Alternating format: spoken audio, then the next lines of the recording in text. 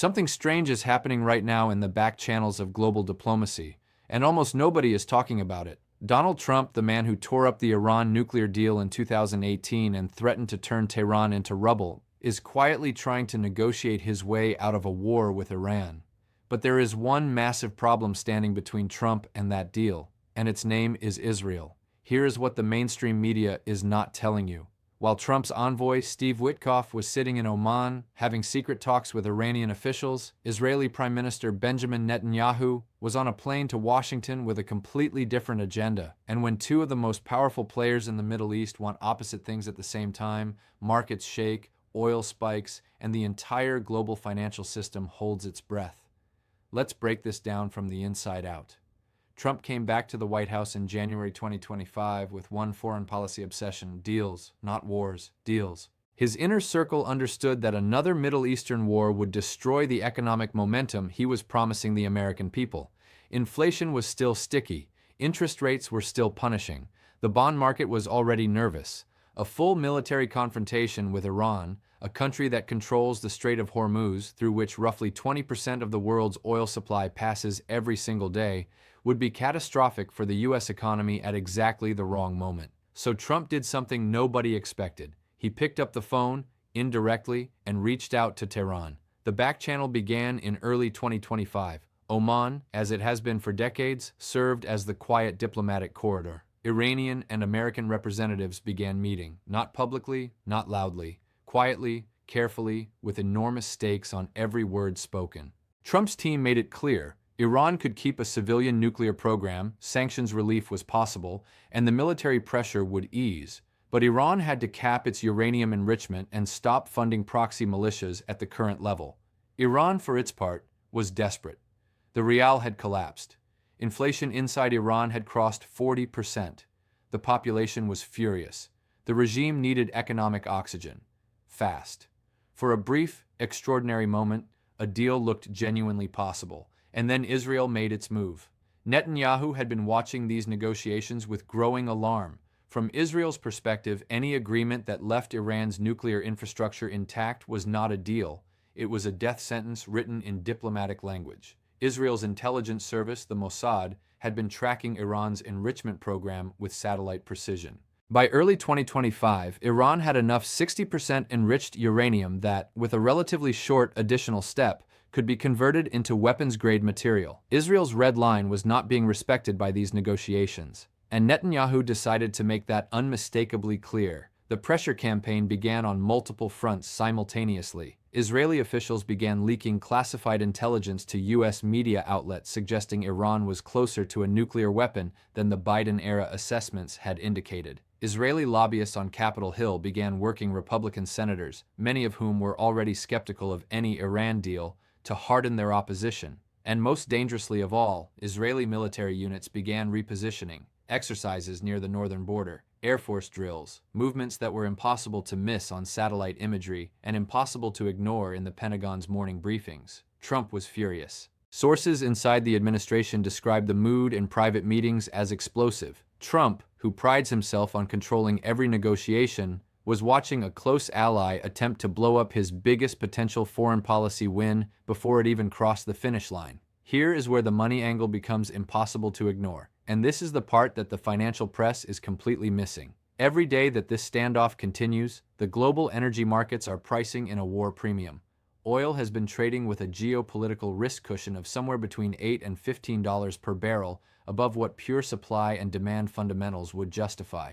That premium is not accidental. It is the market's cold, rational calculation of the probability that the Strait of Hormuz gets disrupted. If Iran retaliates against any Israeli strike by mining the strait or attacking tankers, something its Revolutionary Guard has done before, in 2019, oil could spike to $130, $140, even $150 a barrel within days. What does that mean for you? It means gasoline prices in the U.S. back above $5. It means European energy costs surging again at a time when Germany is already technically in recession. It means shipping costs rising globally because insurers jack up premiums for vessels transiting the Persian Gulf. It means inflation reigniting precisely when central banks thought they were winning. The Federal Reserve, which has been cautiously cutting rates, would be forced to pause or even reverse course. and bond markets, already jittery about U.S. debt levels exceeding $36 trillion, would price in renewed stagflation risk. This is not a Middle Eastern problem. This is a global financial crisis waiting for a spark. Now let's talk about the hidden money flows, because where the smart money moves is always where the real intelligence is. In the weeks after negotiations became public knowledge, something interesting happened in the options market. Large institutional positions began appearing. Bets on oil volatility, hedges against a spike in crude prices, unusual activity in defense contractor stocks, Lockheed Martin, Raytheon, Northrop Grumman, all saw unusual call option volume in specific strike price ranges. This is the signature of sophisticated players who have access to better information than the public. Someone, somewhere, with connections to the intelligence world or to the diplomatic backchannels, was positioning for either a deal or a disruption. Meanwhile, Iran's trading partners were making their own moves. China, which buys roughly 90% of Iran's oil exports at heavily discounted prices, began quietly accelerating purchases and building strategic reserves. If a deal gets done and Iranian oil floods back into global markets legally, China loses its discount advantage. If a war breaks out and Iranian oil disappears entirely, China needs that stockpile. Beijing was hedging both outcomes simultaneously, with extraordinary precision. And Russia? Russia benefits from almost every scenario here. Higher oil prices fill the Kremlin's war chest. A distracted United States focused on the Middle East is a United States not focused on Ukraine. Moscow was watching these negotiations not with concern, but with something closer to quiet satisfaction. Back in Washington, the Trump administration was trying to thread an almost impossibly narrow needle. Trump needed to show Netanyahu enough military solidarity to keep the U.S.-Israel relationship intact, because domestically, that relationship is politically sacred. But he also needed to restrain Israel enough to keep the Iran talks alive, because a deal with Iran was potentially the foreign policy legacy moment he desperately wanted. The approach Trump's team landed on was a form of strategic ambiguity, simultaneously reassuring Israel of American military backing while privately warning Israeli officials that any unilateral strike on Iran without American coordination would be catastrophically ill-timed. Senior U.S. officials reportedly told their Israeli counterparts bluntly, "If you strike now, you own what comes next, alone." That warning carried weight, because Israel's military planners know what their own war games show. A unilateral Israeli strike on Iran's nuclear facilities, which are buried deep underground in hardened bunkers at sites like Fordo and Natanz, would require sustained air campaigns over multiple days. Israel's air force is formidable. But to truly set Iran's program back by years, rather than months, Israel would need American bunker-busting munitions, specifically the GBU-57 Massive Ordnance Penetrator, a 30,000-pound bomb that only the United States operates and only the United States can provide. Without American logistical and military backing, an Israeli strike might be dramatic, but it would be incomplete. This gives Trump leverage, real leverage, the kind he understands intuitively. But here's the dangerous variable that nobody can fully control: escalation logic. Even if Trump restrains Israel, even if the talks in Oman continue, Iran is not a passive actor. Iran's proxies, Hezbollah in Lebanon, the Houthis in Yemen, Shia militias in Iraq, remain armed and operational. Any miscalculation, any single strike, any incident at sea or in the air could trigger a chain reaction that moves faster than diplomacy can respond. The Middle East has its own momentum. And history has shown repeatedly that the wars nobody wanted have a way of starting anyway. The scenario that keeps strategists awake at night is this: Israel conducts a limited strike, not on nuclear facilities, but on Iranian Revolutionary Guard assets or commanders, framing it as retaliation for some provocation. Iran responds against U.S. assets in Iraq or Syria. American soldiers are killed. Trump, regardless of his desire for a deal, is politically unable to absorb American casualties without a military response. The escalation ladder begins climbing, one rung at a time, until nobody can see the top. That is the scenario the markets have not fully priced in. Not yet. So where does this go from here? The most likely outcome, based on the diplomatic architecture currently in place, is a partial deal, what analysts call a less-for-less arrangement. Iran agrees to freeze enrichment at current levels, not dismantle its program. The U.S. agrees to waive some secondary sanctions, not lift them entirely. Both sides claim a win. Neither side is fully satisfied, and the underlying tension remains, suppressed, not resolved.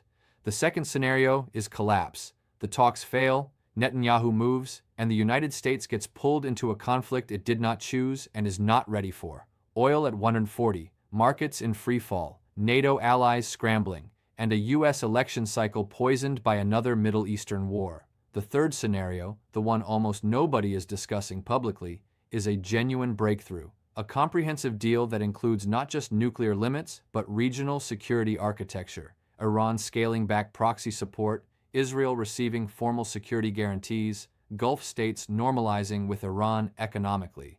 A new Middle Eastern order built on transactional stability rather than ideological conflict. It sounds improbable.